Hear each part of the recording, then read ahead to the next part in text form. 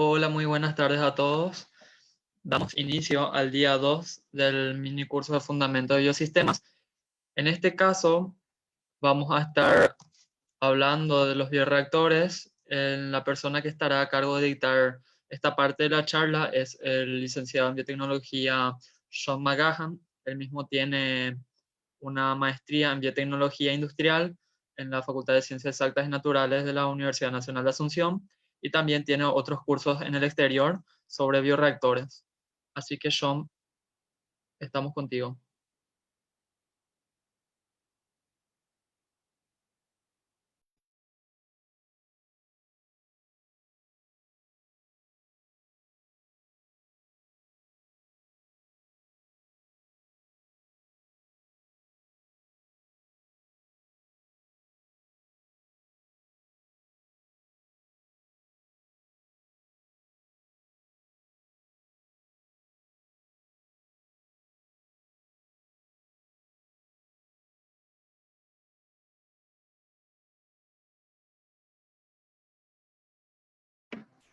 Sean, discúlpame, te interrumpa, no te escucho muy bien. No se me escuchó, perdón. Gracias, César.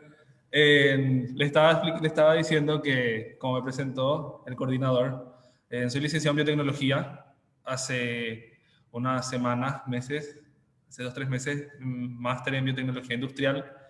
Realicé cursos sobre el uso de bioreactores en Colombia, en la Nacional de Medellín, hace 2 años.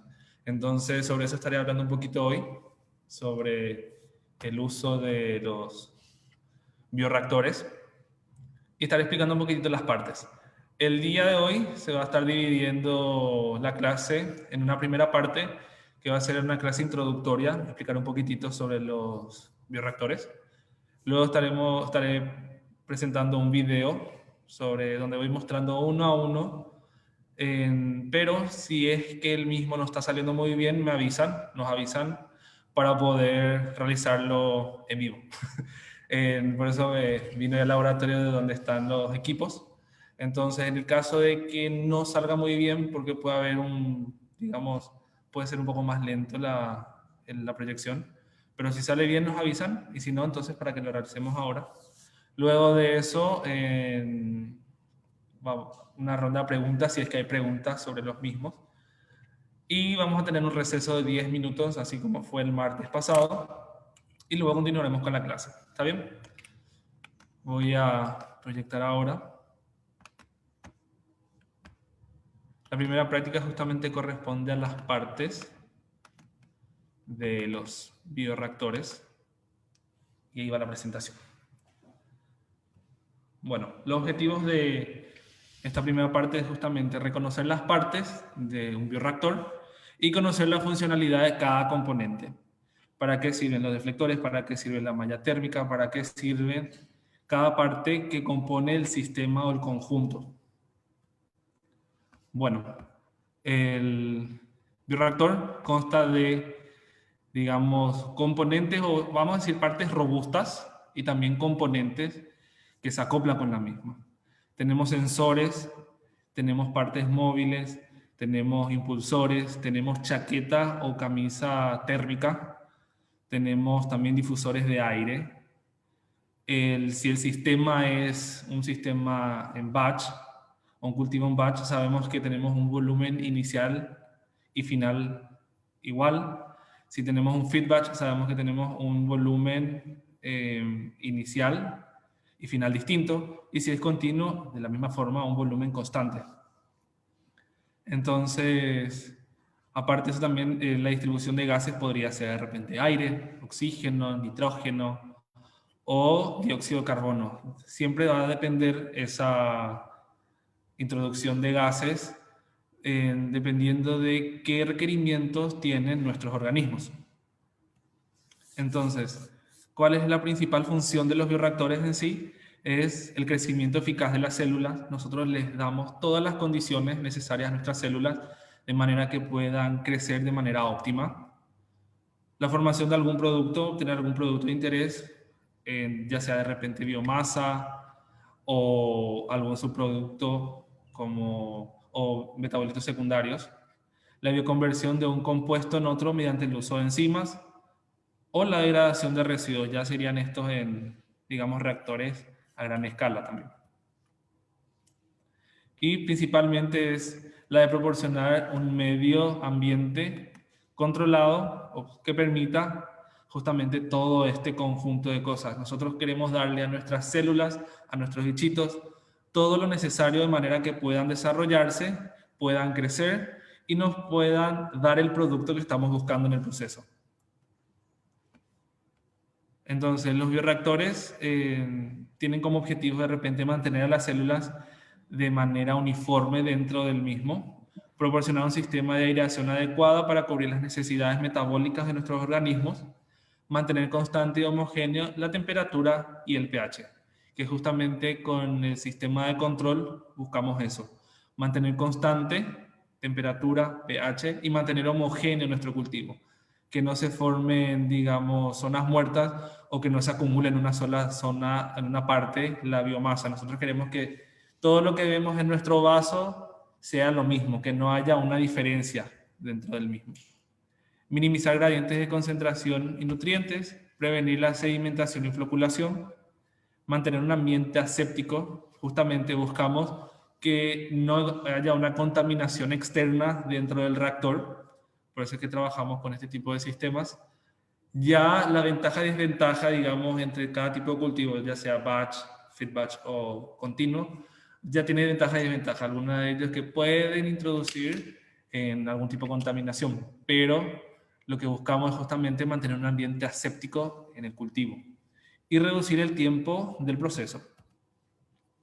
Entonces, lo que ya estaba hablando, los fermentadores pueden funcionar de forma discontinua o batch, continua, que es un cultivo continuo, o semicontinua, un batch alimentado, en donde en lo que sería discontinuo y continuo tenemos un volumen inicial y final igual, mientras que en el semicontinuo nuestro volumen inicial aumenta una vez que termina el proceso, porque nosotros vamos alimentando durante el proceso nuestro reactor.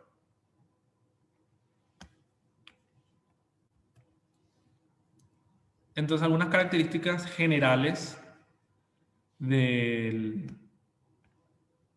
sistema podrían ser justamente que son vasos cilíndricos alargados con una relación de 2:1. El diseño permite un mayor tiempo de contacto entre las burbujas de aire con el líquido conforme va ascendiendo, porque buscamos justamente también que las burbujas los gases, el flujo de gases, alimente y sea distribuido a todas las células dentro del sistema. Otra característica es que la base del tanque es redondeada, o sea, no es, digamos, plana, justamente para evitar zonas estancadas, zonas muertas. El cultivo se mantiene homogéneo mediante la agitación mecánica con ayuda de los impulsores, que más adelante les estaré mostrando los 3 tipos de impulsores que más se utilizan. Posee un eje central, que es un eje que está, digamos, fijo a la tapa, que es movido por ayuda de un motor. El motor se adiciona en la zona superior. Entonces el eje puede estar soportado por una parte superior o desde el fondo del reactor. Dependiendo de la configuración que tengan los bioreactores, vamos a ver si tengo acá un frasco. Vamos a hacer una pequeña simulación. Tenemos nuestro reactor y nosotros podemos tener nuestro eje en la zona superior o en la zona inferior. Ya va a depender de la configuración final que se tenga para poder tener arriba o abajo lo que serían nuestros agitadores. Los deflectores nos ayudan a mantener una turbulencia favorable en el mezclado y evitar la formación de vórtex o vórtices. También nos ayuda a que haya una distribución de los gases, ayudan a la ruptura de los mismos para que puedan distribuirse de forma homogénea en todo el proceso, o sea, en todo el reactor. Los mismos están provistos de mecanismos de agitación y aireación. La agitación mediante los agitadores e impulsores, la aireación mediante un difusor, sistema para control de temperatura y pH, que justamente nos valemos del sistema de control en donde nosotros configuramos por completo la temperatura y el pH al cual debe trabajar tiene que estar trabajando el sistema. Un sistema de control de espumas también, que va a estar, digamos, indicado o configurado en el sistema de control. Debe tener un sistema para toma de muestras. Existen configuraciones ya de reactores que vienen con jeringas estériles, desechables, en donde uno va tomando, succionando las muestras y ya lo desecha luego, o tomadores de muestras externos que también con un mecanismo de succión uno va tomando la muestra. Y los deflectores o baffles. Entonces, también se deben disponer de una camisa externa a través de la cual circula vapor, que puede ser para la esterilización, o agua para el enfriamiento. La camisa externa, puede ser una camisa externa con agua o una camisa externa con calentadores, con resistencias, como una malla térmica. Los fermentadores de gran tamaño, justamente la camisa térmica externa no es suficiente y deben instalarse serpentines internos. En los sistemas que contamos aquí, tenemos uno con un serpentín interno y una camisa externa, una malla térmica externa. Y tenemos otra configuración que es una malla externa de agua y una base que sería nuestro calentador. Se dejar un espacio obviamente que permite que el líquido condensado que sale con el gas vuelva al fermentador y al mismo tiempo el sitio para la espuma. Nuestro reactor, por ejemplo, tiene una capacidad de 5 litros, 6 litros. Uno tiene que dejar siempre, digamos, un espacio entre la tapa, que sería la parte superior del vaso, y el líquido. No podemos nosotros saturarlo por completo, justamente por la generación de gases y generación de espumas que puede haber dentro del sistema. La espuma luego se controla con un antiespumante. Si es que el sistema genera demasiada espuma, vamos a tener un sensor dentro que va a activar el sensor para que comience a suministrarse el antiespumante. La agitación es importantísima porque mantiene a las células en suspensión, no dejar que las mismas floculen, disminuir el tamaño de burbujas y aumentar el área interfacial y aumentar justamente la transferencia de oxígeno, dispersar las burbujas de aire en el seno del líquido, aumentar el tiempo de retención de las burbujas de aire en el seno del líquido también. Impedir la formación de agregados celulares, eliminar el gradiente de concentración de nutrientes y mejorar la transferencia de calor para mantener una temperatura constante dentro del sistema. Entonces, existen 3 tipos de agitadores, los utilizados que son los impulsores tipo Ruston, tenemos el de hélice marina y paletas inclinadas, y la elección de uno y otro va a depender de la viscosidad del líquido que se va a mezclar y la sensibilidad del sistema a la cizalla mecánica o al esfuerzo de corte. Hay células que podrían fácilmente ser utilizadas con la hélice marina y otras que, por ejemplo, no tanto o no será tan eficiente. Y luego las de Ruston, que no se puede utilizar tampoco con todas las células, solamente con algunos tipos de células. Por ejemplo, el animal no se estaría utilizando una Ruston y tampoco inclinadas por el esfuerzo de corte que puede provocar al sistema y puede dañar a las células.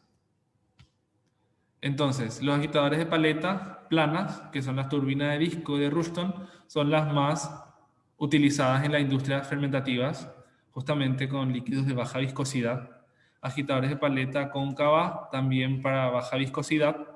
Las de hélice marina para cultivo de células animales, y se usa un único agitador de gran tamaño y de baja fuerza de cizalla, o que no genera un esfuerzo de corte muy elevado. Los agitadores de paleta hidrodinámica para las fermentaciones con micelio y que son altamente también líquidos viscosos. Entonces, las características que se deben tener a la hora de seleccionar el agitador es el número de agitadores que va a depender justamente de la relación altura y diámetro de nuestro vaso, de nuestro reactor. El diámetro del agitador, que debe ser aproximadamente 1/3 del diámetro de nuestro reactor. El agitador de fondo, que debe estar colocado a una altura o distancia de 1/3 del diámetro del tanque desde el fondo. Y que los agitadores adicionales están espaciados entre sí a una distancia a 1 o 2 veces el diámetro del tanque. Si nuestro reactor es un poco alto, con un poco de altura, entonces podríamos tener 2 o 3 agitadores. Siempre va a depender de los requerimientos que tenga el organismo para el buen funcionamiento del sistema. Bueno, esta es la primera parte de la clase de hoy, que era dar una introducción nada más sobre los tanques agitados. Y ya ahora voy a estar poniendo el video. Nos avisan si es que el mismo sale bien, si es que si sale todo entrecortado. Si eso sucede, entonces pasamos a la clase en vivo. Estaré mostrando un poco, me estaré acomodando aquí para poder mostrar las partes en sí.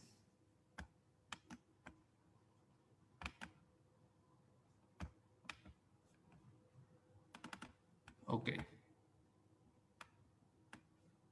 Me va a estar indicando Andrés, el coordinador, sobre la proyección. Apagaré el micrófono y la cámara de manera que a ver si reproduce un poco más rápido.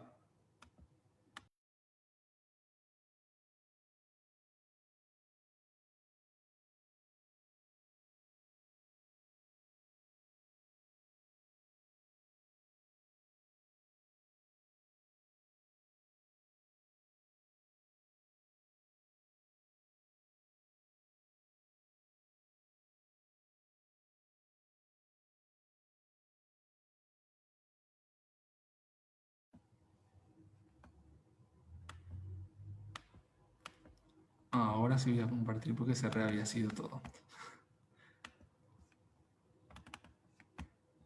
La práctica de hoy corresponde a las partes componentes del reactor o del bioreactor. Vamos a estar hablando de componentes mayores como sistema de control, el vaso, el motor, la tapa, el chiller y otros componentes como los vasos para suministro o adición de ácidos y bases, sensores, electrodos, impulsores o paletas, también sobre los condensadores, la manta térmica, colector y más. El sistema de control es una de las partes principales para el desarrollo del proceso que se va a estar desarrollando en el vaso, ¿verdad? En el sistema de control, uno establece la agitación, temperatura, pH, oxígeno disuelto, flujo de gases, si queremos aire o si queremos oxígeno puro o si queremos nitrógeno o dióxido de carbono. El sistema de control se va a encargar de adicionar todo aquello que nosotros querramos en el proceso. Entonces, el sistema, aparte de eso, también podrá adicionar de forma automática, obviamente cuando se encienda una señal o haya una variación, después comenzará a adicionar ácido, base o antiespumante si el proceso genera mucha espuma, ¿verdad? Ya se dará a partir de las bombas peristálticas, que es por donde va a estar pasando, por ejemplo, una manguera que va a estar conectada a los vasos que pueden contener justamente ácido, base o antiespumante. Entonces, cuando exista, por ejemplo, un aumento de pH, nuestro pH subió a 6.2 a 6.37. el sistema se activará, el sistema de control se activará y comenzará a adicionar ácido dentro del vaso a partir de la bomba peristática. Entonces la bomba peristática se activa y comenzará a adicionar ácido porque nuestro pH aumentó. O si se da también una disminución del pH, se activará y adicionará base de manera a que se mantenga dentro del punto establecido de 5.50. Asimismo, la temperatura se mantendrá en lo configurado con la ayuda de otros componentes como la manta de calor y el serpentín de enfriamiento que voy a estar explicando más adelante. Otra de las partes importantes sería la tapa. La misma ya tiene incorporada lo que sería el eje de agitación. Porque esa es la tapa también una de las partes importantes porque el mismo sellará el vaso y evitará justamente el ingreso de algún agente que pueda interferir o que pueda generar interferencia dentro del sistema. La tapa, como le estamos mostrando aquí, ya tiene incorporado lo que sería el difusor y también el anillo o serpentín de enfriamiento. La tapa tiene una serie de perforaciones en donde se introducirá otros electrodos o también termopozo u otras varillas para poder tomar muestras o introducir también medio de cultivo en el sistema. Otra de las piezas importantes de lo que había mencionado, lo robusto, es el vaso, que es justamente en donde se desarrollará todo el sistema, en donde se introducirá o se inocularán los organismos que se utilizarán, el medio de cultivo, donde se dará la entrada de gases. Digamos, la parte central de todo el sistema tiene una peculiaridad de que el mismo no tiene un fondo plano con ángulos, más bien es un fondo cóncavo, de manera de evitar zonas muertas o que haya una acumulación de biomasa en esa zona. Es como para que exista un sistema bien homogéneo dentro del reactor. Otra parte importante sería justamente el motor, que se coloca sobre lo que sería el eje que está incorporado en la tapa. El mismo no necesita ningún tipo de ajuste, más bien se coloca, se encastra bien y queda sobre la tapa. Otros componentes importantes del reactor sería, por ejemplo, el deflector, que se introduce dentro del reactor. Los deflectores o baffles ayudan a que no se formen vórtices dentro del sistema, que haya una ruptura de gases y una distribución homogénea también de los mismos. Otros componentes importantes serían los recipientes para adición de base o ácido. Los mismos están conectados por una manguera que irá conectada a la bomba peristáltica y nuevamente a las varillas huecas que se encastran a la tapa. Otros componentes serían los sensores de pH o electrodo de pH, el de oxígeno disuelto, un termopozo para introducir el termómetro. El termopozo es una varilla hueca en donde se introduce el termómetro. Después también tenemos otras varillas que podrían ser para toma de muestra o para adición de medio de cultivo dentro del sistema. También condensador, de manera de evitar pérdida de volumen si de repente está trabajando en un sistema batch, o sea, tenemos un volumen inicial y final similar. Entonces, por evaporación se evita que haya una pérdida del medio. Se le agrega un filtro en la zona superior de manera a evitar la entrada de gases o la entrada, perdón, de otros microorganismos dentro del sistema. También el colector de muestras, que también va a ir incorporado a la tapa y también a la varilla, en donde se tomará, digamos, la muestra de la zona inferior del cultivo, del reactor.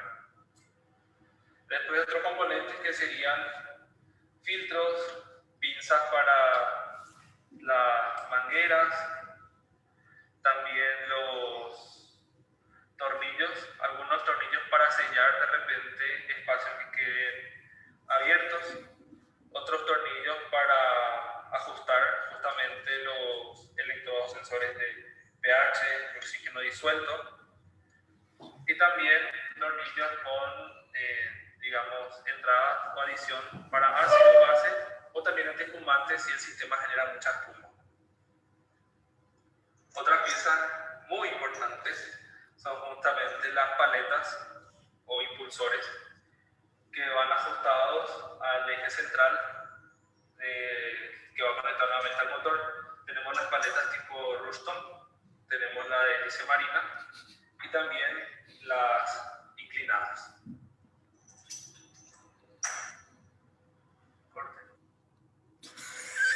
Otro componente también externo importante es la manta térmica o manta de calor que se agrega, digamos, a la zona exterior del vaso. El mismo, con la ayuda del serpentín de enfriamiento, ayudan a mantener la temperatura del cultivo.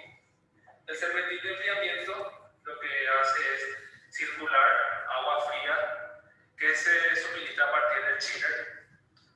El chiller se encarga de suministrar entonces agua, contiene una configuración de 10 grados Celsius, entonces el agua ingresa al sistema de control que está conectado nuevamente al serpentín de enfriamiento y se encarga de mantener la temperatura junto con la manta de calor. Tenemos tornillos para ajuste de algunos electrodos sensores. Por ejemplo, el de pH se ajusta justamente con los tornillos para sujetar los mismos, porque existen algunos otros componentes, como por ejemplo el termopozo, que ya viene, digamos, con una configuración establecida para este tipo de vaso, que es de 5 litros. El termopozo se ajusta a la base, digamos, a la tapa.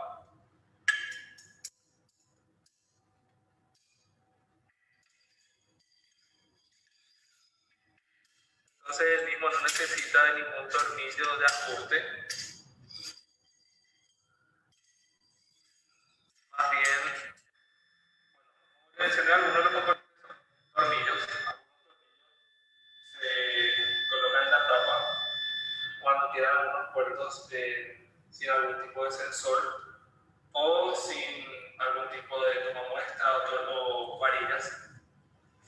También tenemos tornillos para sujetar sensores. Por ejemplo, mostrar el del oxígeno disuelto. Con el sensor de oxígeno disuelto se tiene que tener mucho cuidado porque en la zona inferior es donde se encuentra, digamos, el sensor en sí, que es muy sofisticado, muy delicado, pues hay que tratarlo con mucho cuidado. Y el sensor de oxígeno disuelto tiene un sistema de tornillo para sujetar el mismo a la tapa. El tornillo también cuenta con un sistema, digamos, interno. Este sistema interno ayuda a que el mismo quede fijo a la tapa y no genere ningún tipo de vibración o algo lo mueva dentro del sistema. Como ven, es un tornillo, digamos, de acople superior e inferior. Dentro del mismo cuenta con pequeñas piezas de teflón. Entonces, una vez que se ajusta el mismo, ya haré un poquito de fuerza para que vean, el mismo ya no se mueve ni hacia arriba ni hacia abajo. Entonces, una vez que se ajuste esto a la tapa, quedará fijo. Pero directamente no podemos colocar esta a la tapa. Digamos que existen de repente laboratorios que recomiendan el uso de teflón y O-rings, otros donde no utilizan, pero digamos, la consecuencia de repente no utilizar el mismo es que puede haber una pequeña contaminación dentro del sistema.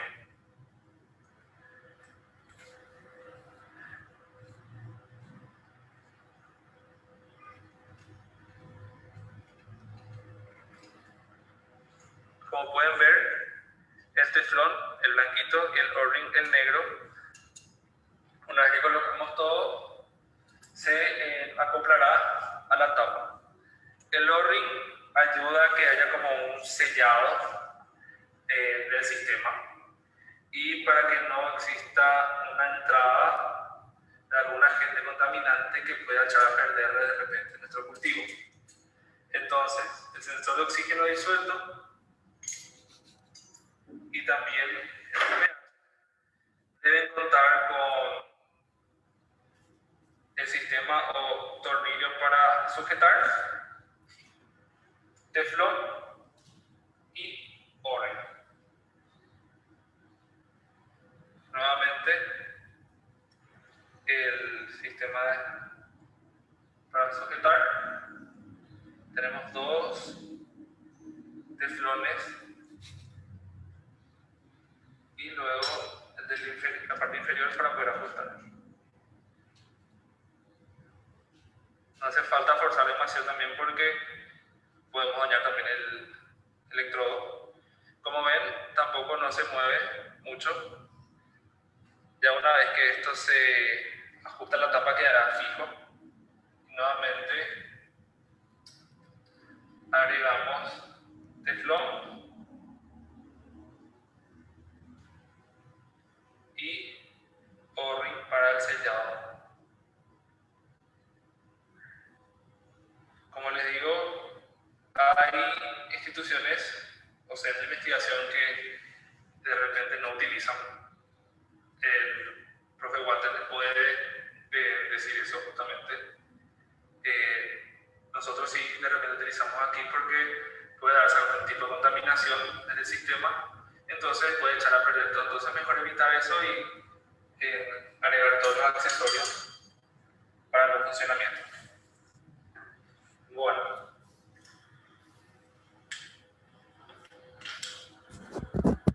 Mencioné que el eje principal ya está fijo para incorporarse al motor. Al eje principal se le agregan las paletas que pueden ser tipo Ruston, como les dije, hélice marina o las inclinadas. Las Ruston son removibles, o sea, todas las paletas son removibles y las mismas se ajustan al eje principal por dos tornillos hexagonales.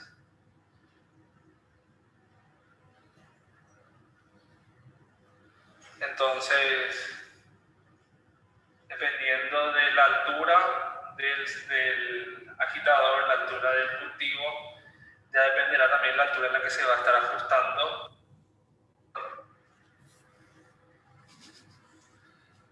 Okay. Como les mencioné, las paletas se ajustan al eje.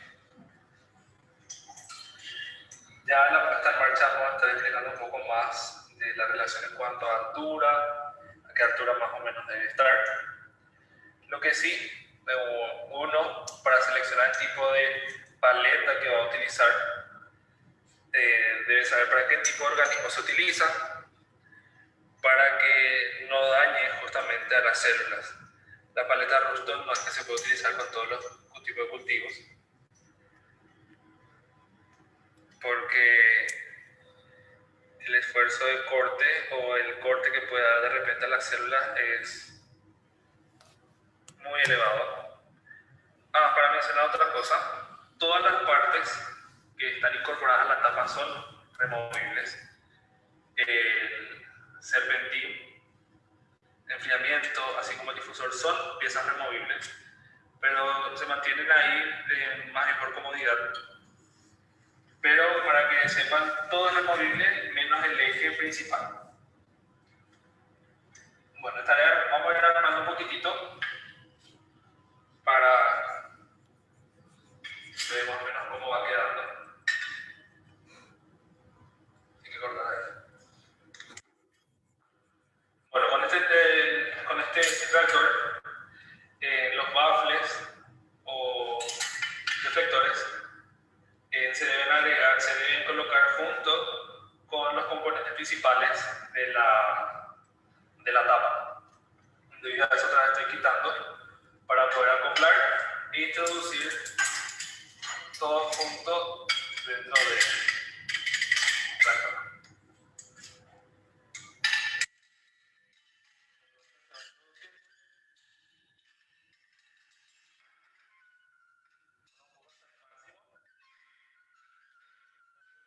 Dentro del vaso, para realizar todo.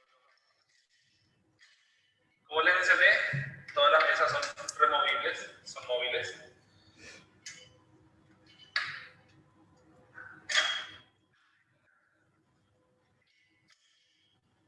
Y las mismas se ajustan en la zona inferior junto con los tornillos de ajuste para cada pieza. Hay que cortar ahí.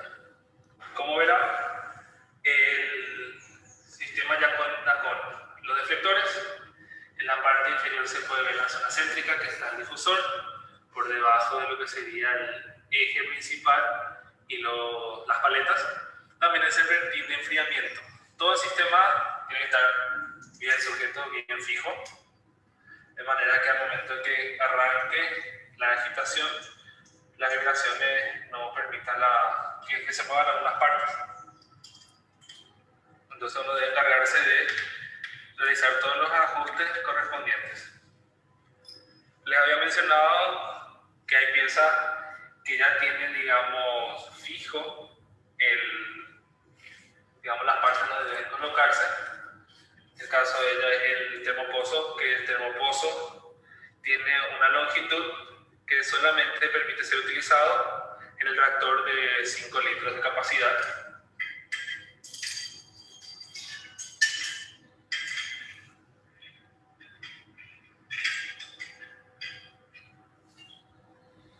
Se ajusta.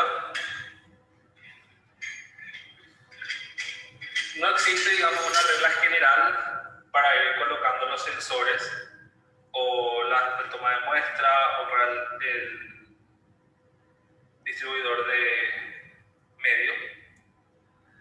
Uno puede configurar de acuerdo a su conveniencia, porque de repente hay sistemas o procesos en donde no se requiera el sensor de oxígeno disuelto, entonces podría de repente no utilizarse eso, u otros procesos donde sí se requieren todos los componentes del sistema.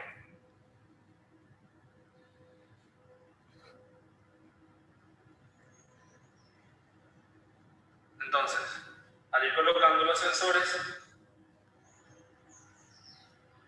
uno debe, digamos, agregar en una zona donde de repente haya como algún vacío. Los deflectores en sí sabemos que están para evitar que se forme el vórtice y también para que haya ruptura de gases dentro del sistema, para que también haya una distribución homogénea en los gases. Pero los sensores, al ser introducidos, también se pueden distribuir de manera tal a que ayuden a que exista también una ruptura de gases y para evitar la formación de vórtices. Con eso no quiero decir que los deflectores no se utilizan y se utilizan solamente, digamos, los sensores no.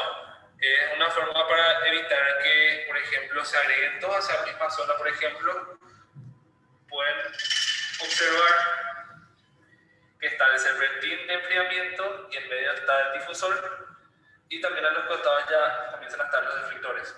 Entonces no sería conveniente agregar todos los sensores en una misma zona, sino hacer una distribución homogénea de los mismos en el reactor.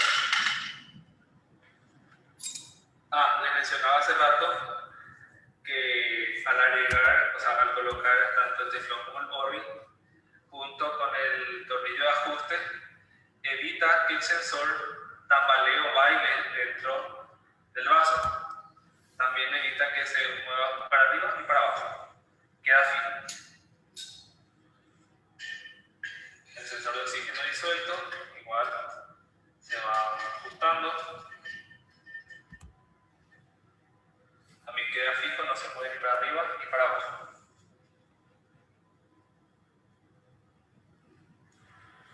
El termopozo le agregamos el teflón y le agregamos también el Orbi.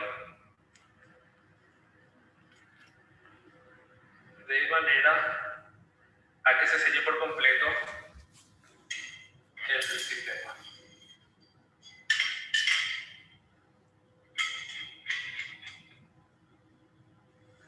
El manual en sí del equipo, de esta marca particular, ya trae, digamos, una configuración estándar para colocar tanto sensores, toma muestra, condensador, etcétera, de una forma ya estándar establecida. Pero como les digo, no existe una regla general. El manual trae sus recomendaciones, pero nosotros podríamos modificarlo de acuerdo a nuestros requerimientos.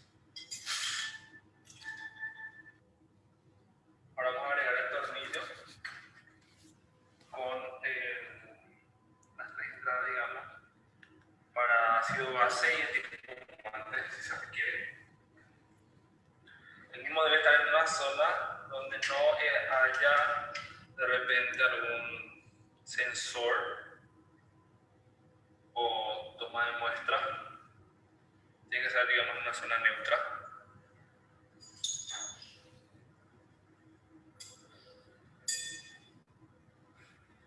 Le agregaremos lo que va a ser para toma de muestra.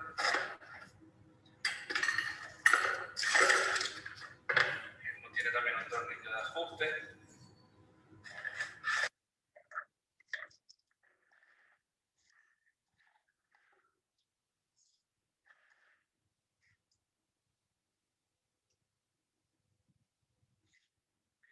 Los sensores cuentan con un pequeño teflón en la zona interna.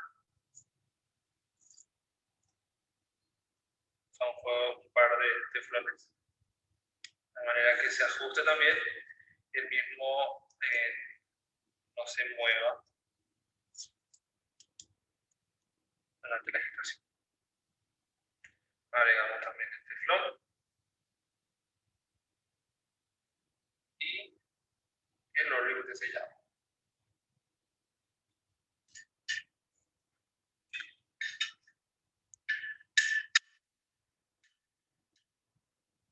Lo recomendable sería que el tomamuestra y también el de adición estén bien separados, de manera que no interfiera de repente la introducción de base o ácido al momento de tomar muestra, porque esto al estar todo de forma automatizada, de repente puede haber un suministro de ácido base que puede de repente interferir también al momento de tomar la muestra.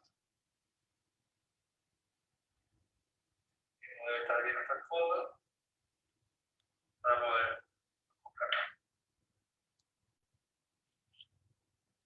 Entonces tenemos sensor con lector de pH, oxígeno disuelto, tomada muestra, adición de ácido base, nos falta nuestro condensador.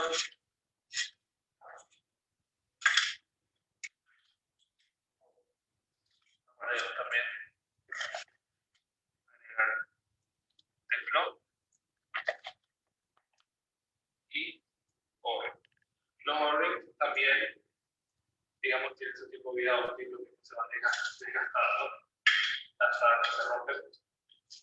Una vez que ya sucede eso, obviamente ya no podemos utilizar el sistema, sino que debemos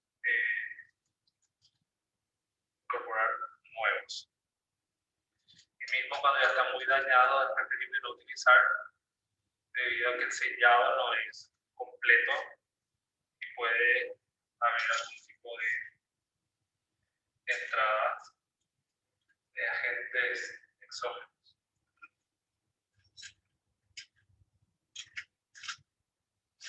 Ajusta nuevamente con los tratamientos hexagonales del mismo, de manera que no se mueva. Una vez que esto queda fijo, está. Entonces, haciendo un repaso: condensador, oxígeno disuelto, toma muestra, pH, suministro de ácido y base. Lo que sería el toma de muestra, que ya está incorporado a este sistema. Hay que colocar la cadena.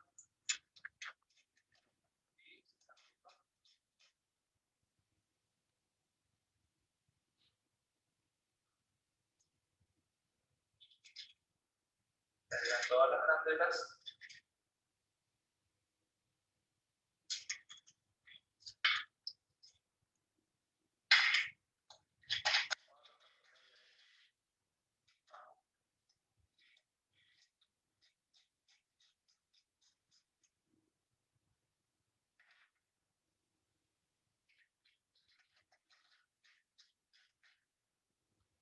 La práctica de hoy va a ser solamente mostrar más o menos cómo, o sea, parte en sí, y lo que sería ya mostrar un poco el armado del mismo y las conexiones. Bueno, el sistema ya está armado.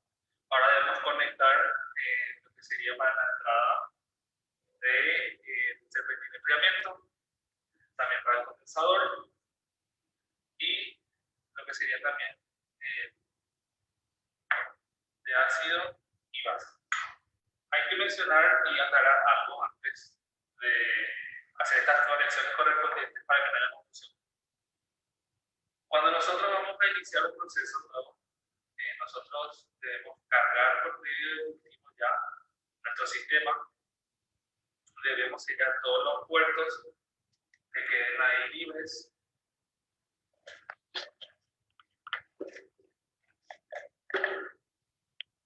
Se deben sellar todos los puertos.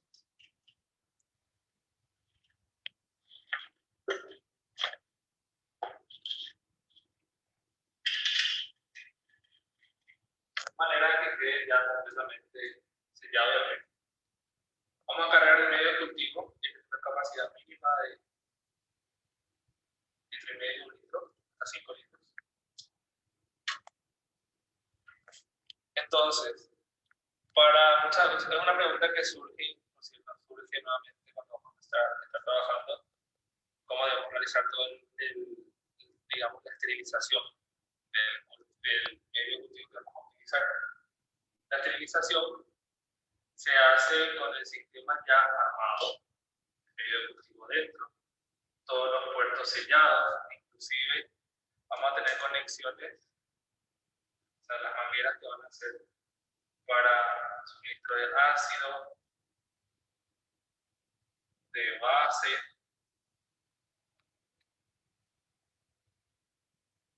antiespumante podría no utilizar el sistema, de repente nuestro sistema no genera mucha espuma, entonces no se requiere de un antiespumante. Entonces, lo que hacemos en ese caso es sellar este puerto para evitar el escape de medio que vamos a utilizar o el ingreso de algún agente exógeno. Tenemos ya nuestra manguera.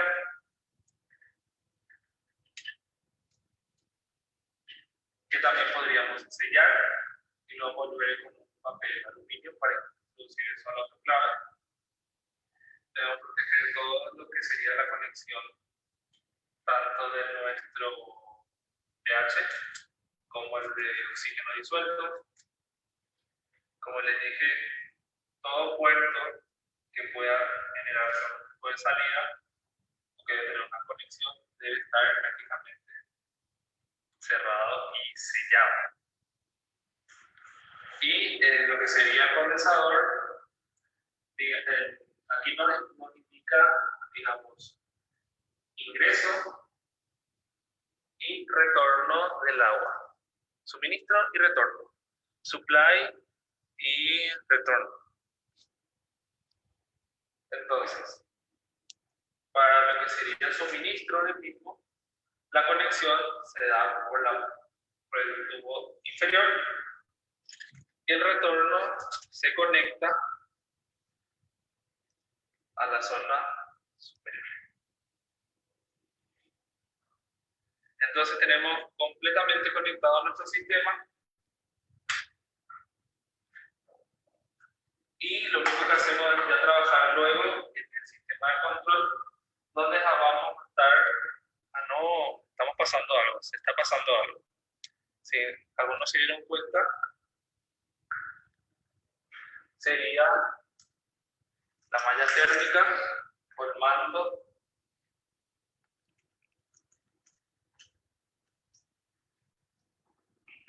que se conecta al sistema de control.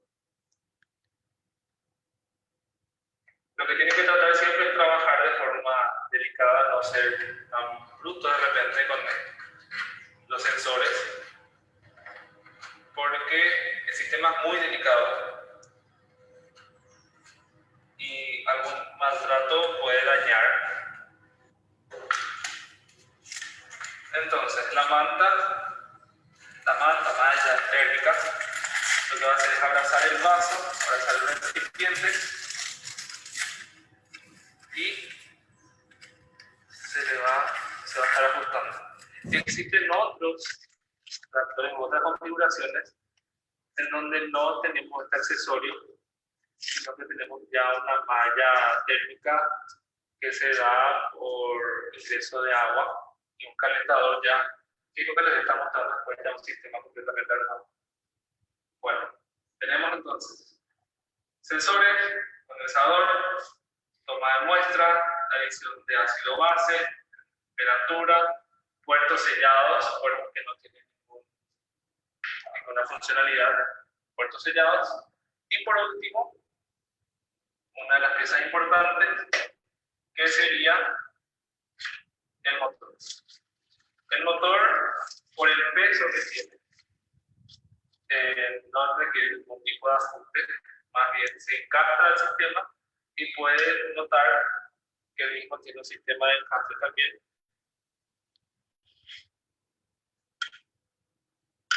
que evita justamente su movimiento.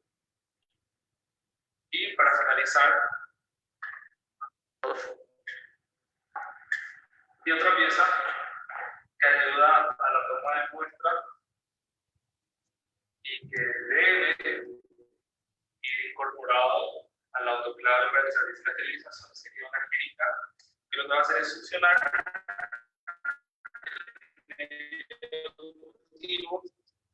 por el vaso colector, se podrá tomar la muestra. Ya todo cómo trabajar con un cultivo vamos a estar viendo en la próxima práctica.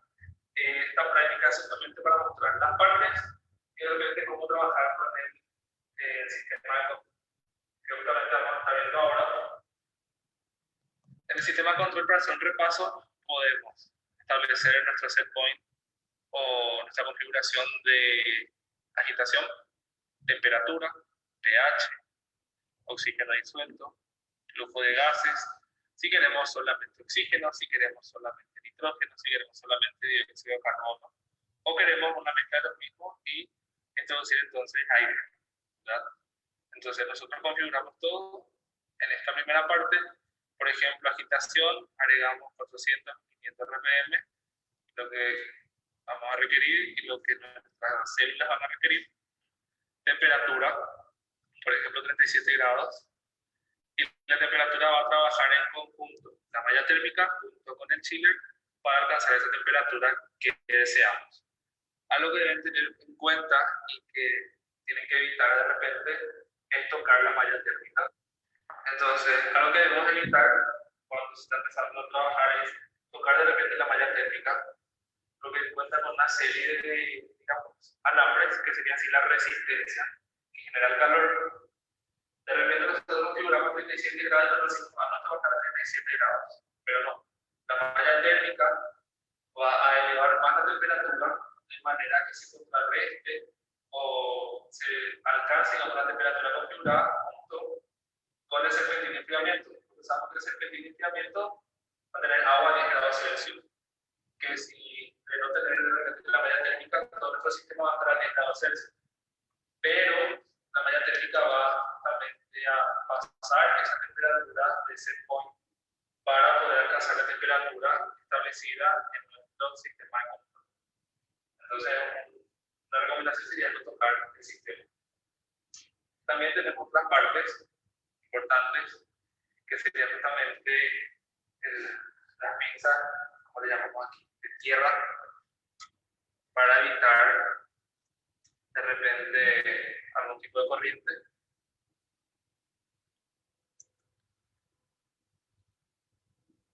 Y también no agregué ahora porque no es algo que nosotros habitualmente utilizamos por el tipo de reglamentación que realizamos, que sería el sensor de espuma. El sensor también se agrega al sistema si vamos a tener un espumante. Y una vez que alcanza o que toca el mismo, activa entonces la bomba hidráulica para que suministre antiespumante. Asimismo, cuando aumenta o sobrepasa el pH que se estableció, por ejemplo aquí de 5.5, sobrepasa a 7, entonces comienza a adicionarse ácido, se activa la bomba hidráulica formada solo y suministra entonces ácido. Y bueno, el sistema queda armado, digamos, de alguna forma. Como les dije, la práctica de hoy era más enfocarnos en la parte o piezas que componen un bioreactor. En la próxima práctica ya voy a estar dando una recomendación, por ejemplo, a cómo configurar el sistema, de manera que no nos quede, digamos, todo aglomerado en una zona, sino nos quede en la zona de atrás, digamos, para que no exista interferencia de repente en la toma de muestra o en la movilidad, digamos, en la zona principal del reactor. Vamos a estar viendo desde cómo armar todo el sistema, esterilizar el mismo, en transportarlo y traerlo nuevamente a, digamos, la mesa de trabajo. Ya con el sistema funcionando, va a estar funcionando el chiller, va a estar funcionando el reactor junto con la agitación y vamos a estar realizando las configuraciones correspondientes para nuestro sistema que va a estar operando ya en la próxima práctica. Como les mencioné, existe otra configuración. Aquí también vemos un sistema armado, sistema de control, reactor, chiller. Existe otro sistema de calentamiento. Este, por ejemplo, cuenta con una malla de agua. Digamos, sería el vaso. Y por encima tiene una malla nuevamente donde circula el agua. Aquí no tenemos un serpentín de enfriamiento, sino es este tipo de sistemas. Y abajo, digamos, está el calentador. Entonces el agua se suministra a partir de aquí, entrada y salida, en donde existe una circulación también del agua para enfriar, que se suministra a partir del chiller. Y el mismo sistema, tenemos nuestra torre o nuestro sistema de control con los distintos sensores conectados para un buen funcionamiento del sistema.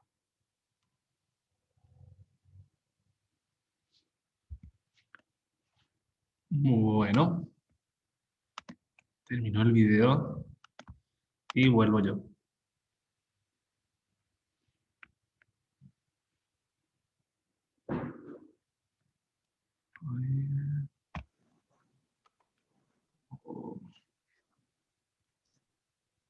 John, ¿Sí? nos están haciendo algunas preguntitas. No sé si es que las vas a responder ahora o lo harás después. Y no sé si un receso, no se me está viendo. No, no se te está viendo. A mí cámara está- Bueno, ahí sí se te ve. No sé si hacemos un receso ahora, porque fue un poco largo el... Ok. De repente si hay otras preguntas pueden formularlas, entonces, no sé, 5 a 10 minutos, un ratito y después ya volvemos.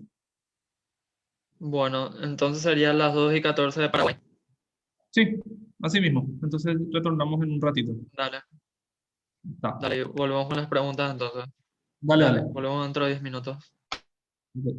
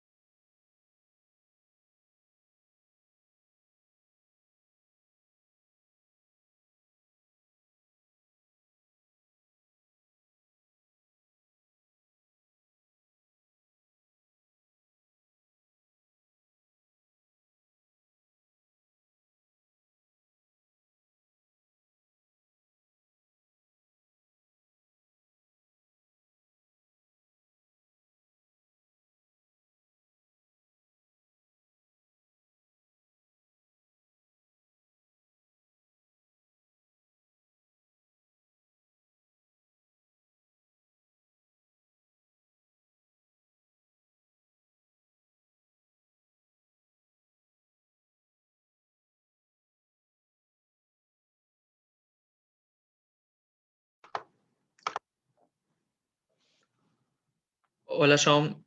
Estamos de vuelta. Ok. Bueno, vamos a empezar con la serie de preguntas para luego continuar con la clase, si te parece.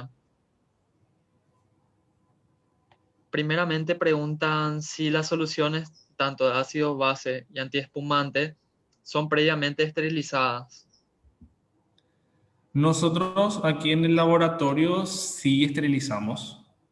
Hasta ahora no tuve, o sea, no utilizamos hasta el momento un antiespumante, pero sí se recomienda que se esterilicen todos por completo.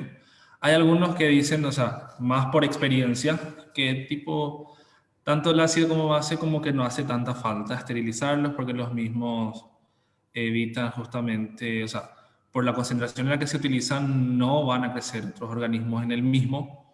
Entonces, como que algunos dicen que no hace falta, pero nosotros sí.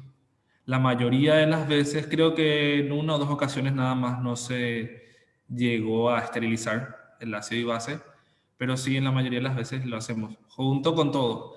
En el video creo que lo menciono, hasta las mangueras de silicona las esterilizamos por completo. Las lavamos todo y luego las esterilizamos. Una pregunta del Facebook dice que está trabajando con reactores pequeños de 100 mililitros con bacterias fermentativas. En ese caso, ¿cuál sería el mejor tipo de alimentación para su reactor? Pregunta.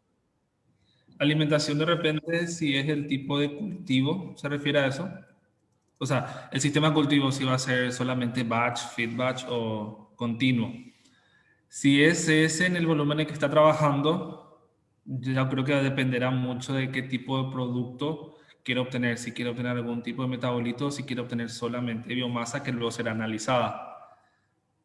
En ese caso, o sea, dependiendo de eso, creo que va a depender también si va a realizarlo de forma continua o si va a estar haciendo un pequeño escalado, un fed batch. Pero si es ese el volumen en el que se trabaja, creo que un cultivo batch estaría bien. Preguntan también si es que la malla térmica es indispensable. Y depende si tu sistema, digamos, se mantiene constante.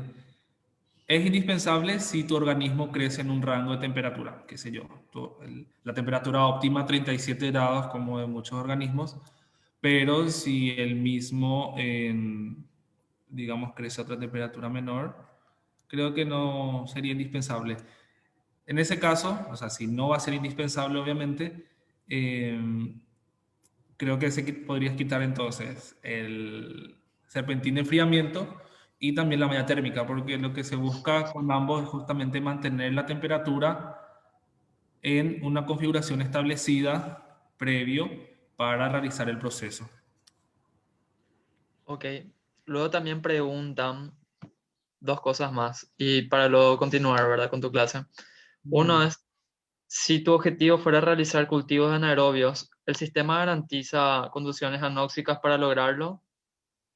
Sí, es cuestión de hacer digamos, una inyección de nitrógeno, se podría hacer de manera a retirar todo el oxígeno que pueda haber dentro del reactor. En esas configuraciones se pueden hacer inclusive, uno podría establecer el porcentaje de cada gas para suministrar dentro del sistema. Es más, de repente, para mencionar un poco, el calibrado, perdón, el calibrado del sensor de oxígeno disuelto justamente, si se va a hacer con los gases y todo, uno lo que hace es retirar todo el oxígeno del mismo inyectando nitrógeno de manera que quede un porcentaje de cero o alrededor de cero de oxígeno disuelto en el medio. Ok, y una última pregunta. Em, ¿Sabes si es que en la industria, por ejemplo, cervecera, se suele tener conocimiento de cómo realizar el cultivo, mantenimiento y escalamiento de los microorganismos? Escucharon una vez que en muchos casos agregan todo a modo de receta y no pensando en la optimización del proceso. Y aparte pregunta si el antiespumante puede tener efectos negativos en el cultivo. Efectos negativos, voy a responder primero el antifumante, después para prolongar un poco más el otro. El antifumante justamente se debe buscar uno que no genere ningún tipo de efectos dentro del cultivo, que no afecte el proceso, que no llegue a de repente dañar nuestras células o modificar el medio. El antiespumante se agrega solamente cuando tu eh, proceso genera demasiada espuma.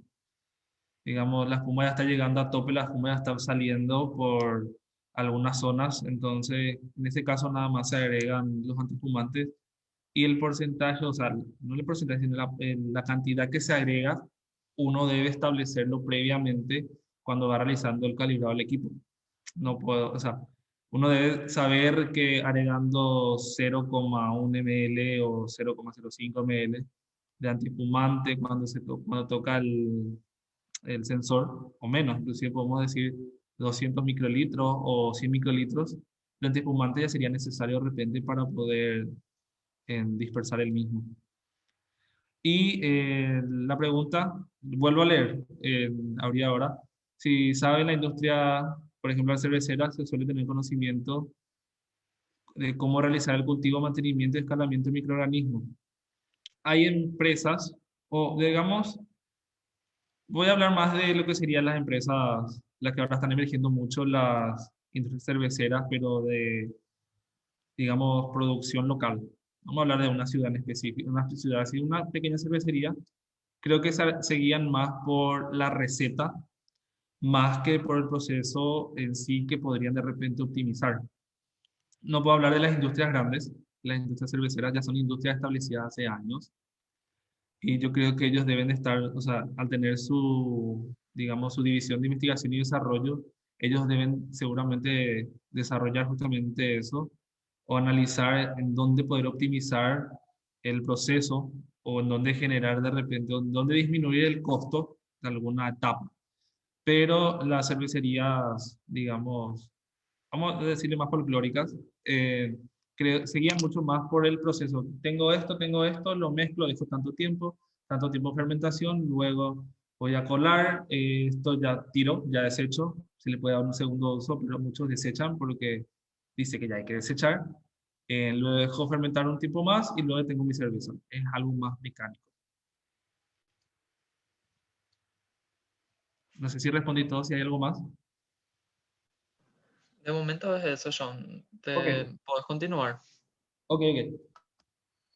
Entonces, vamos a continuar ahora con la clase. Se debe dejar de compartir el flyer del curso, señor coordinador, para poder compartir.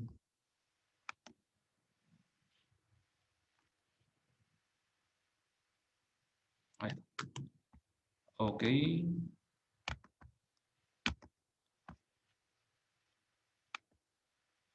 Bueno. Para mencionar también algo que en el video, por ejemplo, estuve diciendo, es el uso, por ejemplo, esto para de repente si quedan algunas dudas sobre el mismo. Yo digo que algunos centros de repente no utilizan los O-rings o los teflones. Voy a traer para que sea más visible.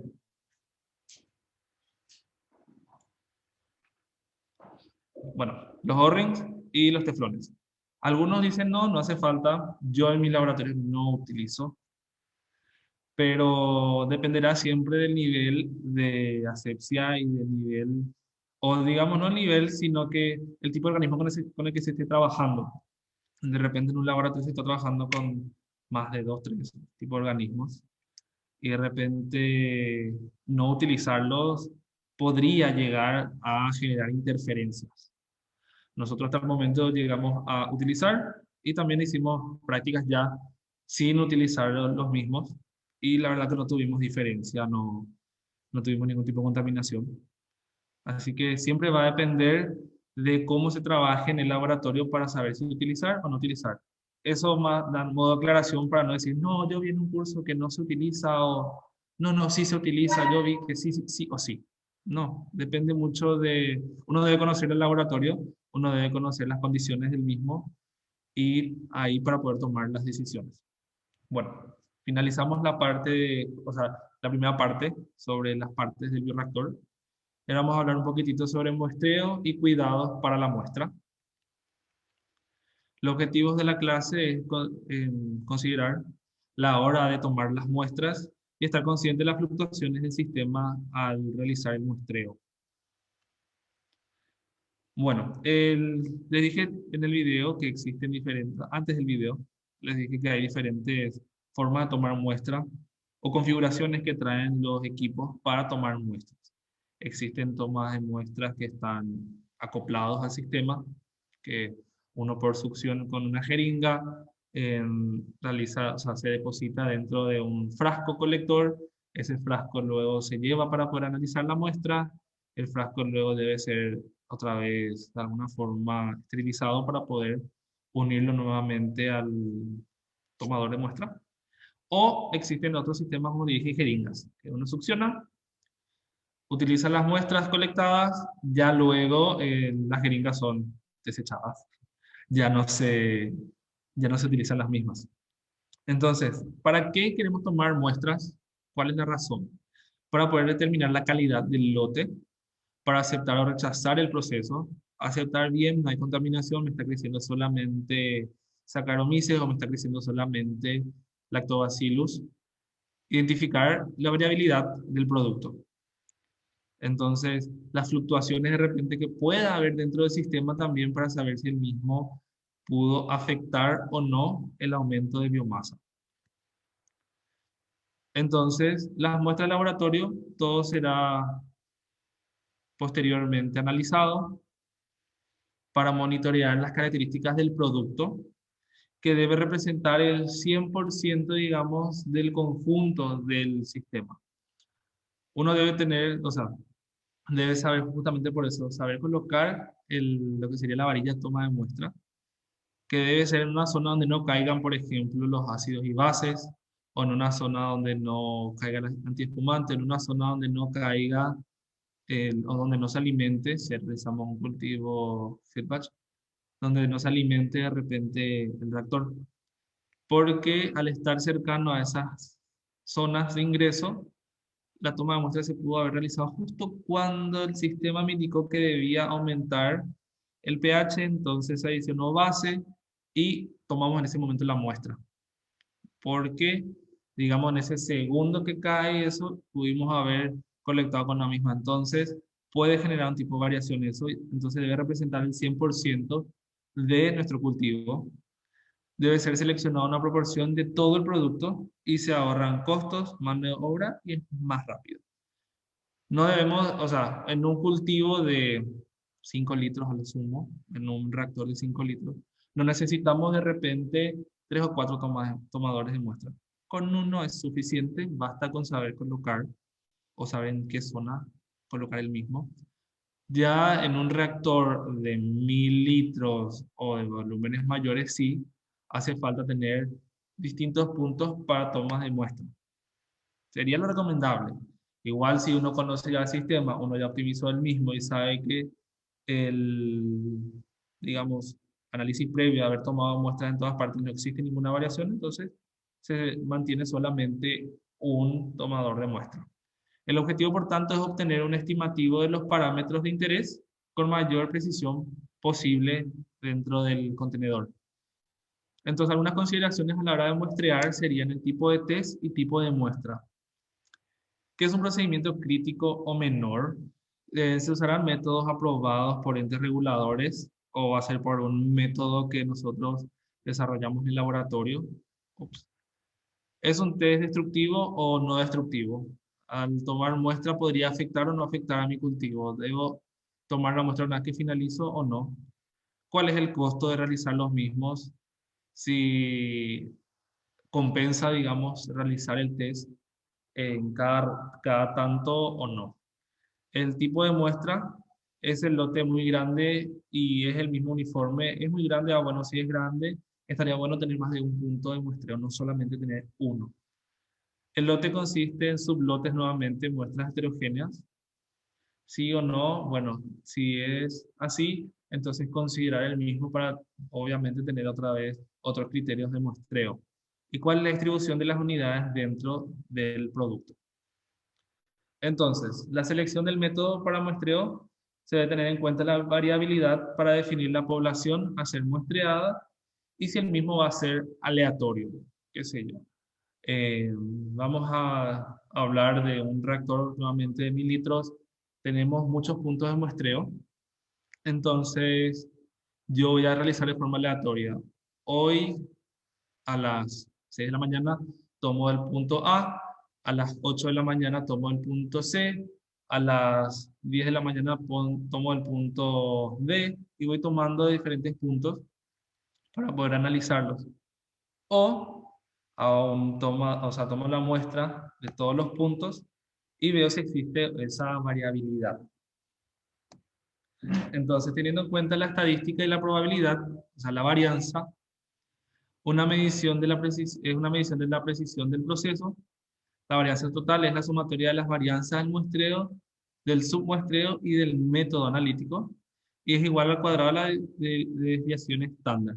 Entonces, podríamos tomar diferentes puntos de muestreo o submuestreos, y entonces obtener nuestra varianza total para ver si existe o no una variabilidad en todo el proceso. La fiabilidad del muestreo no depende del tamaño del lote en sí, sino del tamaño de la muestra.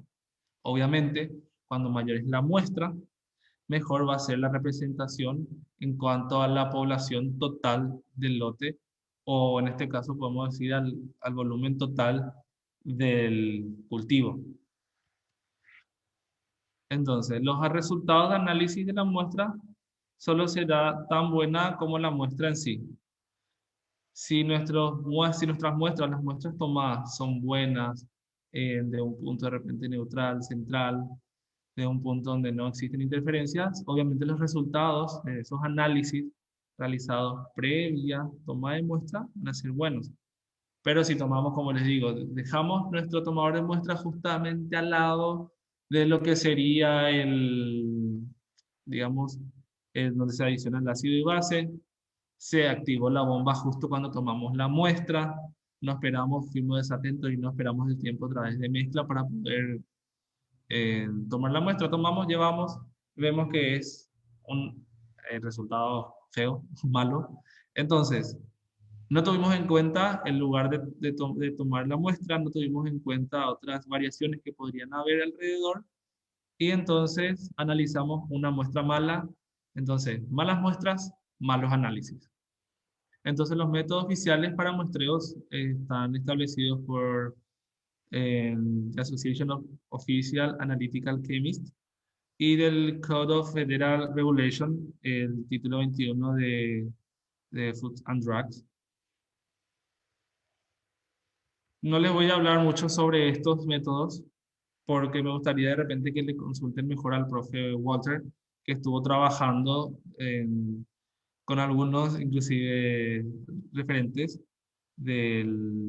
no referentes, sino asesores también de la Food and Drugs Administration. Entonces sería mejor que de repente le consulten sobre este punto en especial a él. Igual, como me dije hace rato, pregunten si puedo ayudarlos con las preguntas, los responderé. Eh, si no sé muy bien, no voy a estar diciéndoles algo incoherente. Continuando entonces, considerando la población y el tipo de muestreo, las poblaciones pueden ser heterogéneas versus poblaciones homogéneas. Heterogéneas, vamos a hablar en términos de cultivo. Heterogéneas nuevamente, uno debe saber o ser crítico a la hora de tomar muestras. Uno no va a tomar muestra de un cultivo que se ve medio heterogéneo, no va a tomar solamente de una zona, debe seleccionar varios puntos.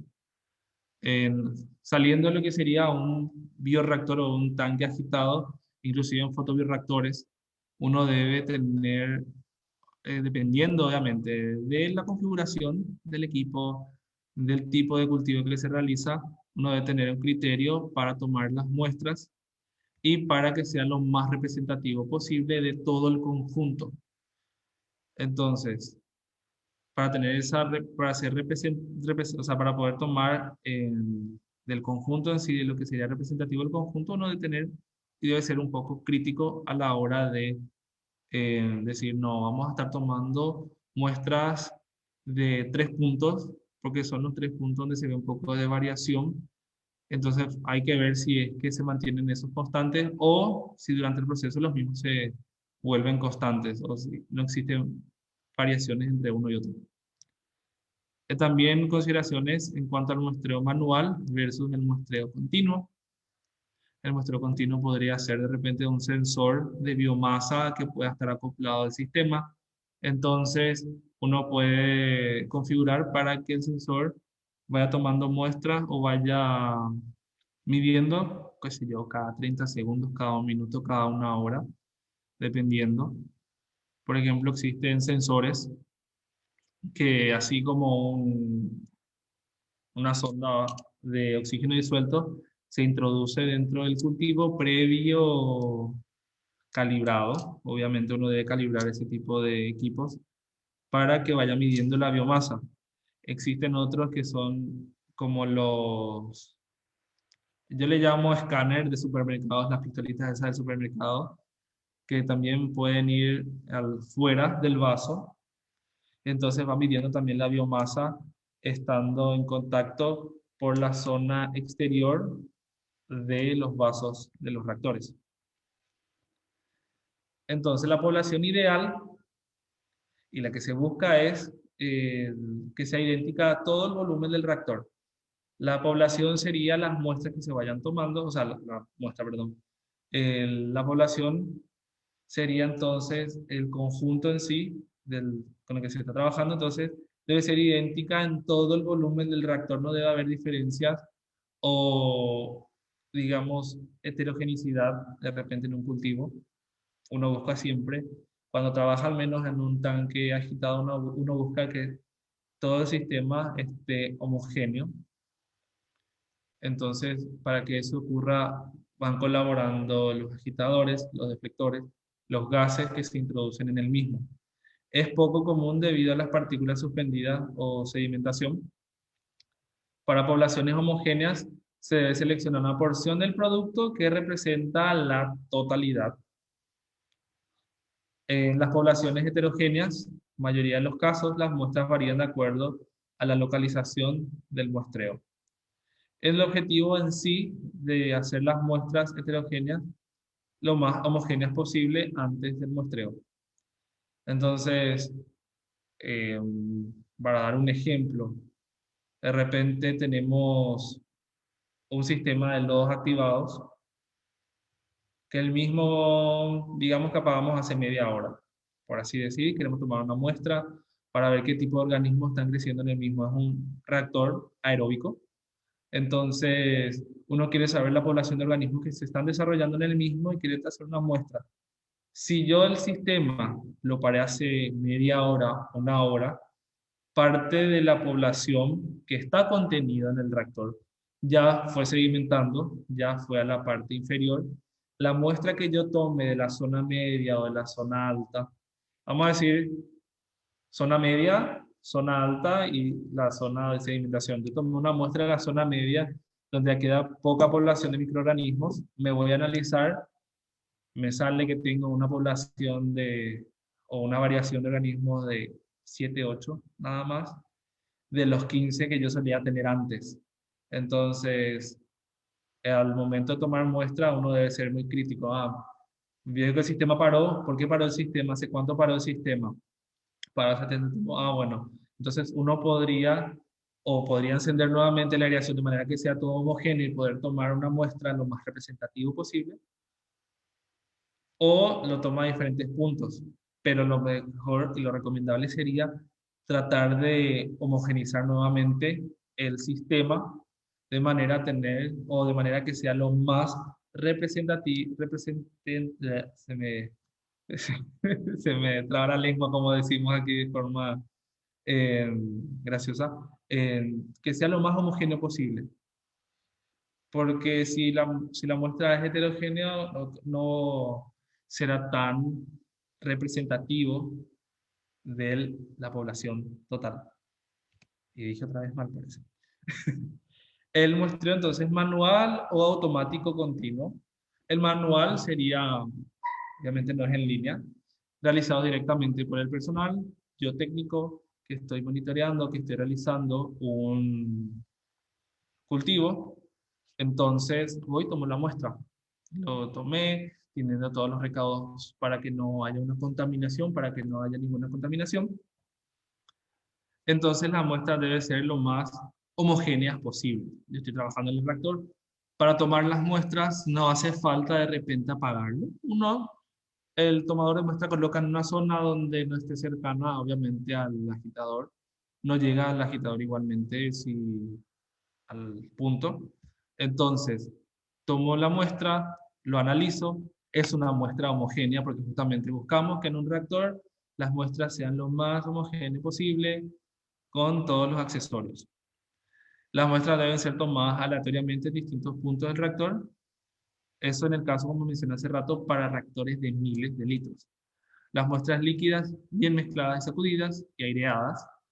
Y las para muestras sólidas deben estar bien mezcladas.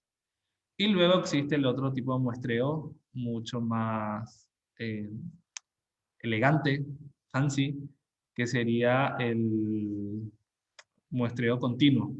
Uno de forma continua o el equipo puede ya tener un sistema automático de tomar muestras y realizar por medios mecánicos bioelectrónicos. Entonces, uno va realizando de manera continua. Para tomar las muestras de forma manual, por así decir, uno debe tener cierto tipo de criterios. Si mi organismo, es la primera vez que voy a trabajar, por ejemplo, con un tipo de organismo. Uno, si no conoce al mismo, debe realizar, obviamente, un muestreo en cortos tiempos, qué sé yo, podría ser media hora, 45 minutos, o con respaldo bibliográfico. Mira, aquí dice que cada una hora el mismo duplica, entonces uno debe corroborar lo que va leyendo, si es la primera vez que trabaja con él, una vez que tiene experiencia, y si ya sabe en qué etapa del proceso el mismo comienza a producir los metabolitos de interés.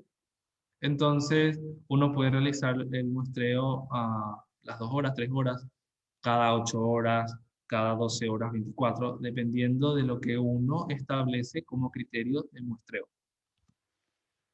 Entonces, algunos cuidados para las muestras.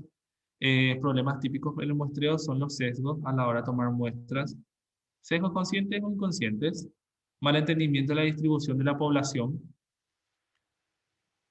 Identificación y almacenamiento de las muestras. Los contenedores en los cuales vamos a realizar el muestreo deben ser apropiados para el tipo de producto. De repente hay tipos de plásticos que no son recomendables para algunos tipos de organismos por el desprendimiento que puede haber de los compuestos del plástico. Entonces, uno debe conocer el tipo de material que va a utilizar para tomar las muestras y debe identificar, o sea, deben ser bien identificados, incluidos los datos de tiempo de muestreo, el lote, etc.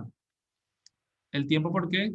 De repente a mi grupo le tocó realizar el muestreo de las primeras 12 horas. Nuestra muestra es estable durante las siguientes 24 horas, entonces yo lo puedo refrigerar, o sea, es estable a ciertas temperaturas, en ciertas condiciones, con cierto tipo de material. Terminamos las 12 horas, viene el otro equipo luego, porque pudo haber ocurrido cualquier cosa, entonces al siguiente equipo les toca analizar. Y al analizar, entonces, y se tuvo todos los cuidados correspondientes, las muestras o sea, los análisis salen bien. La protección de las muestras, ¿qué se harán con las muestras? ¿Qué tipo de análisis se va a realizar? Hay análisis que se deben realizar ya en el tiempo, entonces no podemos dejarlos 12 horas, se deben realizar al tiempo que uno va quitando la muestra, ya va y lo analiza, bajo las condiciones que previenen la degradación de las mismas y tener en cuenta la sensibilidad del organismo a condiciones externas, luz, oxígeno, temperatura, conservantes. Si hace falta, agregar los conservantes. Si el mismo puede estar 24 a 48 horas de repente estable con cierto tipo de conservantes a cierta temperatura, en condiciones anóxicas, o con temperatura, o con luz, perdón. Entonces, algunas consideraciones para la preparación de muestras sería reducción del tamaño, en caso de que sean sólidos, inactivación enzimática si así lo requiere, protección con lípidos, protección contra contaminación microbiana y el tiempo que me da para analizar la muestra tomada. Entonces, la frecuencia de muestreo, como les dije, dependerá del diseño o de las condiciones que uno establezca. El diseño experimental es parte importante y esencial antes de trabajar con un tractor. No puede venir a decir, "Ah, no, yo voy a trabajar con un tractor. Ah, bueno, ¿y qué vas a estar haciendo? Ah, no, y tengo que realizar un cultivo. Ah, ¿qué tipo de cultivo?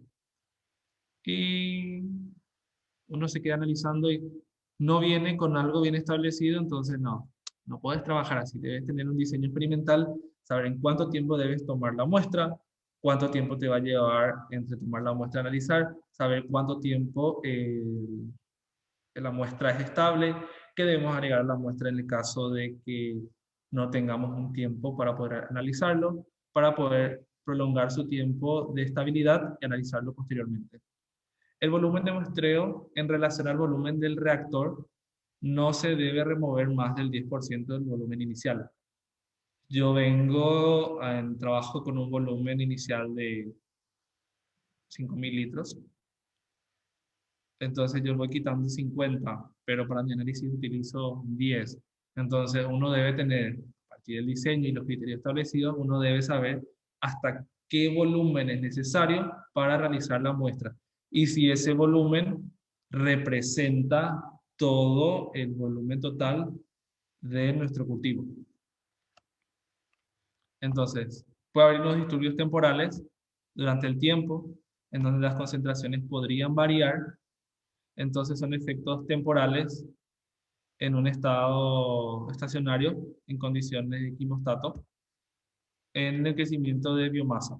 Entonces puede haber variación, puede haber tiempos donde haya un crecimiento exponencial.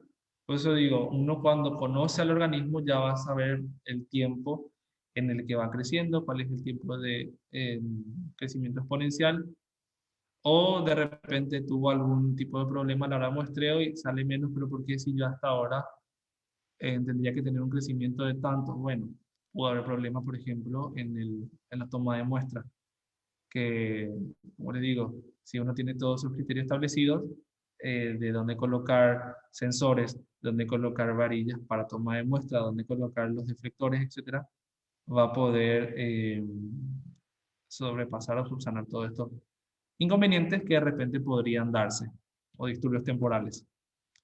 Entonces, para concluir, se deben tener condiciones a la hora de tomar muestras con respecto a la población que se va a muestrear. Las muestras deben ser cuidadas para evitar su degradación y la calidad de los resultados de los análisis dependerá siempre de la muestra. Uno debe tener criterios y como dice uno, como mencioné hace rato, debe ser lo más homogéneo posible de manera a que represente al volumen total en el que se está trabajando. Y esta aquí es la presentación.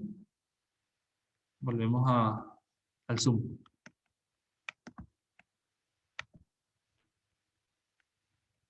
No sé si hay preguntas de repente en el Facebook. Aquí hay una pregunta.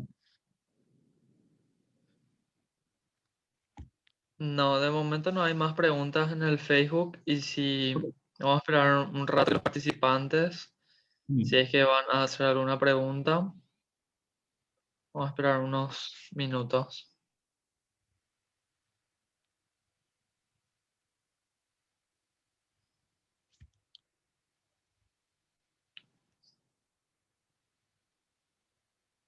El profesor ya había mencionado la otra vez las prácticas que se tendrían, serían en total 4.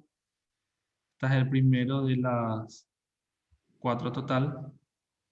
La primera sería parte del reactor, el segundo sería el ensamblado, que mostré un poquitito ya ahora, pero vamos a hacer uno más detallado en la próxima clase.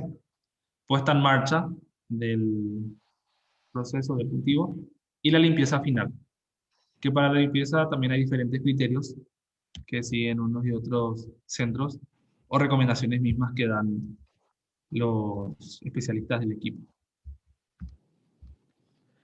Ok, de momento yo no hay más preguntas en el Facebook. Okay. Acá también por Zoom tampoco nos están haciendo más preguntas, entonces podemos dar por finalizada la jornada de hoy y los volvemos a esperar el martes, que probablemente estará el Walter Sandoval ya con nosotros y asimismo estaremos avisando cualquier novedad que exista sobre el curso. Te Antes, agradecemos, John, por tu tiempo, ¿sí? ok.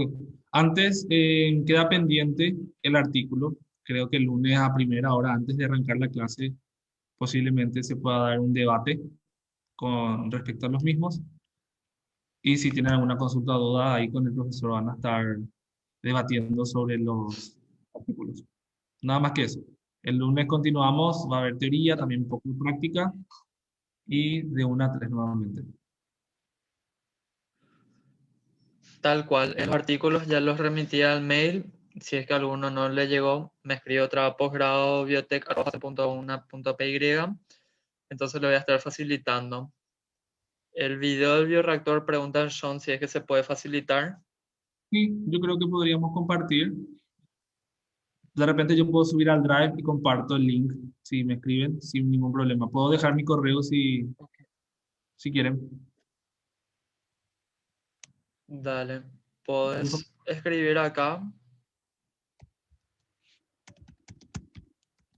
Vamos a estar viendo también la forma si es que no podemos subirlo en línea. Igual Sí, todas estas charlas quedan grabadas al Facebook. así mismo. Em,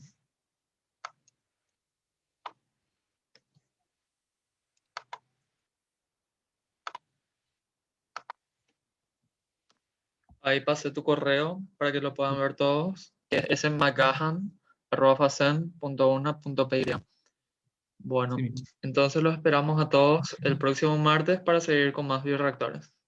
Hasta Muchas luego. gracias. Chao, chao. Hasta luego.